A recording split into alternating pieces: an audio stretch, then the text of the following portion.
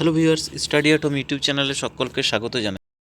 তো আজকে আমরা প্রেসিস করব তোমাদের পিকেদার সরকার বই থেকে 35 নম্বর যে এক্সারসাইজটা দেওয়া রয়েছে সেটা করব।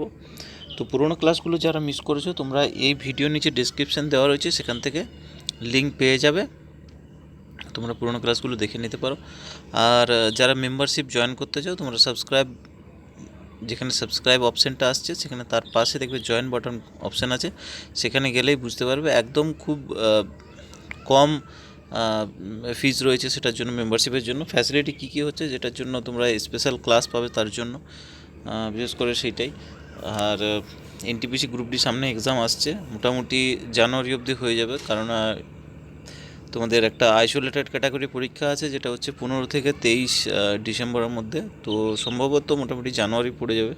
তো মোটামুটি আর 1 মাস টাইম পাবে এটার পর, তো সেই সময় একটু স্পেশাল ক্লাস করা যাবে, এমসিকিউ কিছু করা যাবে তারপর। তো চলো আজকে ক্লাসটা আমি শুরু করছি, একবার টেক্সটটা পড়ে নেবো ভালো করে, তারপর আমরা করবো, ঠিক আছে? তো দেখো, ancient books were written by hand. Ancient মানে হচ্ছে কি, দেখো অ্যানসিয়েন্ট মানে হচ্ছে প্রাচীন, তাহলে অ্যানসিয়েন্ট বুকস যে প্রাচীন যে বইগুলো সেগুলো কী করা হতো, অ্যানসিয়েন্ট বুকস ওয়ার রিটেন লেখা হতো বাই হ্যান্ড, মানে হাত দিয়ে লেখা হতো তখন আর কি। এখন যেরকম আমাদের কী করা হয়, মানে প্রিন্টিং প্রেসে বই ছাপানো হয়, তখন সেরকম কিন্তু ওগুলো হ্যান্ড রিটেন ছিল, ঠিক আছে, হাতে লেখা হতো।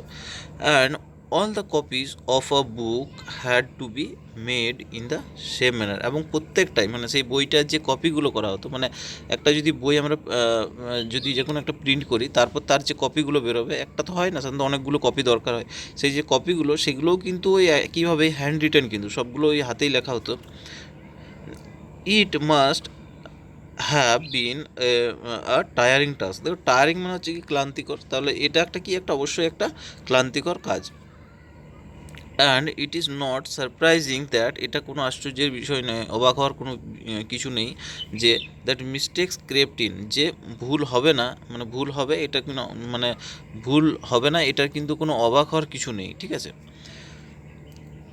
Modern school boy thinks himself ill used, একটা আধুনিক মডার্ন স্কুল বয় মনে হচ্ছে, একটা মডার্ন মনে হচ্ছে আধুনিক যে স্কুল বয়, ছেলের বিদ্যালয়ের ছাত্র আর কি, যদি থিঙ্কস হিমসেলফ ইল, নিজেকে কি অসুস্থ মনে করে আর কি, if he is told to copy out 100 lines as a punishment, যদি তাকে শাস্তি হিসাবে 100 লাইন কী করা হয়, যদি লিখতে বলা হয় আর কি, পানিশমেন্ট হিসাবে, শাস্তি হিসাবে যদি তাকে বলা হয় যে 100 লাইন কপি করা, অনুলিপি করা, যাকে বাংলায় বলে, মানে শুদ্ধ বাংলায় অনুলিপি করা, ঠিক আছে, যদি বলা হয় তাহলে কি নিজেকে অসুস্থ বলে মনে করে, ঠিক আছে।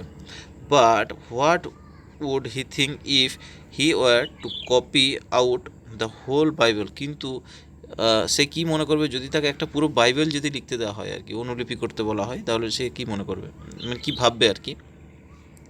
নেক্সট লাইন দেখো, yet men men used to spend their lives doing just such work before the printing press was invented মনে হচ্ছে, তাহলে কি আবিষ্কার, তাহলে আবিষ্কার, প্রিন্টিং প্রেস আবিষ্কার হওয়ার আগে কিন্তু মানুষ কিন্তু ঠিক এই জাতীয় কাজ করে কিন্তু জীবন ব্যয় করতো, তাদের যে লাইভস কিন্তু এইভাবেই তারা কাটাতো আর কি, যখন প্রিন্টিং প্রেস আবিষ্কার হয়নি, ঠিক আছে।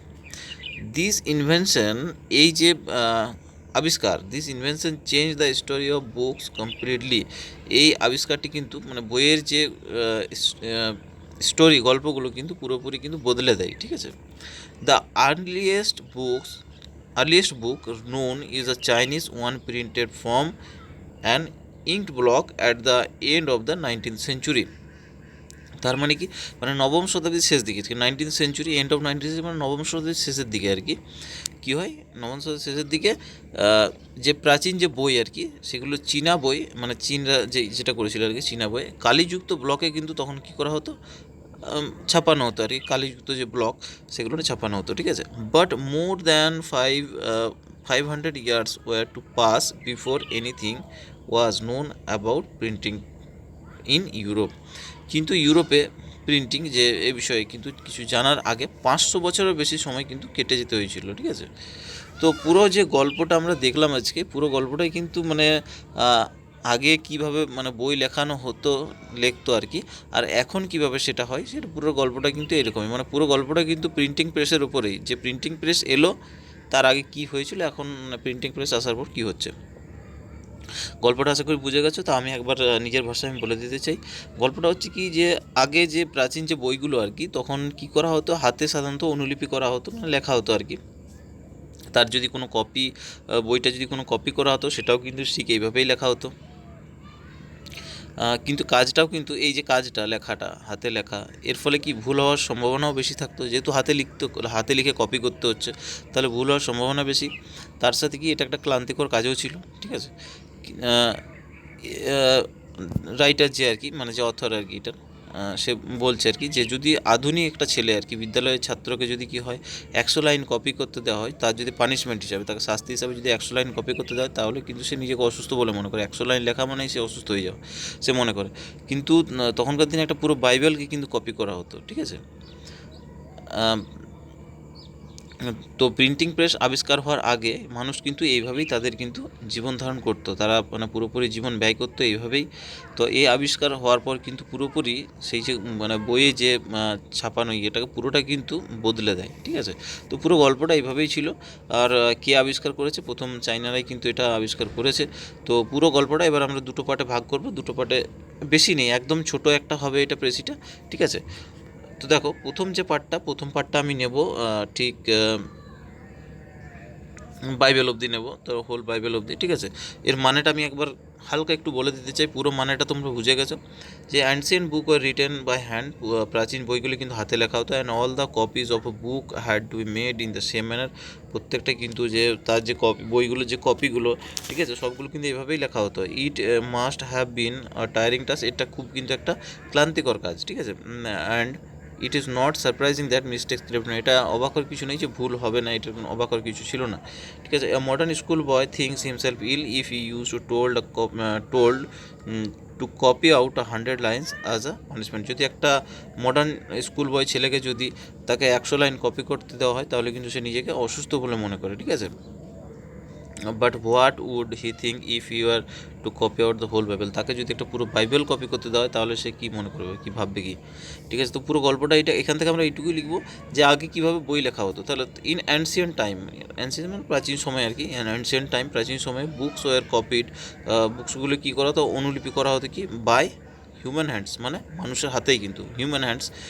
And it was tireless job, এটা কি একটা ক্লান্তিকর কাজ ছিল, ঠিক আছে। আবার বলছি লাইনটা, in ancient time books were copied by human hands and it was a tireless job, ঠিক আছে।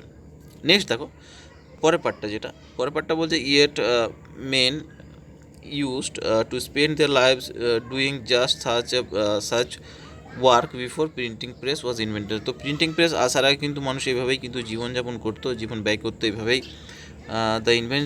This invention change the story of books completely. তো বইয়ের গল্পটা কিন্তু পুরোপুরি বদলে দেয় এটা আবিষ্কার হওয়ার পর। The earliest book is known as Chinese one, printed from an inked block end of 19th century. তো 19 শতকের শেষের দিকে কিন্তু এই যে চাইনিজ যে বইগুলো কিন্তু কালিযুক্ত যে ব্লক, এভাবে কিন্তু মুদ্রিত করা হতো তখন, মানে ছাপানো হতো এইভাবেই, ঠিক আছে। But more than 500 years were to pass before anything was known about printing in Europe. তো ইউরোপে কিন্তু প্রিন্টিং বিষয়ে জানার আগে কিন্তু 500 বছরের বেশি সময় কিন্তু কেটে গেছিলো, ঠিক আছে। তো এখান থেকে আমরা লিখবো কি, but China made it easier, কিন্তু চায়না কী করেছে, চীন এটা কী করেছে, খুব সহজ করেছে, made it easier to copy books after the invention of printing press.